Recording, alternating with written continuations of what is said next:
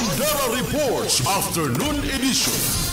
Isang pasahero ang himalang nakaligtas sakay matapos ang aksidenteng pagbagsak ng Air India Flight 171 na naganap sa Ahmedabad, India matapos makaligtas ang kinilalang si Vishwas Kumar Ramesh, isang 40 taong gulang na Breton. Ang tila nag-iisang nakaligtas sa pagbagsak ng nasabing eroplano noong araw ng Huwebes, 12 sa buwan ng Hunyo. 242 katao ang sakay ng nasabing eroplano.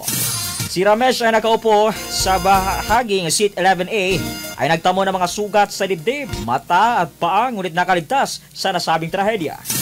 Sa isang panayam, inilarawan niya ang nakapangingilabot na eksena matapos ang pagbagsak. Nakatayo siya at tumakbo palayo sa mga labi ng eroplano. Isang hindi pa natukoy na individual ang tumulong sa kanya at dinala siya sa ospital. Ang kanyang kapatid na si Ajay o AJ na nasa ibang upuan ay hindi pa rin mahanap. Ipinahayag niya ang kanyang pag-alala at humingi ng tulong sa paghanap sa kanyang kapatid. Sa ngayon ay hindi pa alam ang dahilan ng pagbagsak ng eroplano at nagpapatuloy ang investigasyon.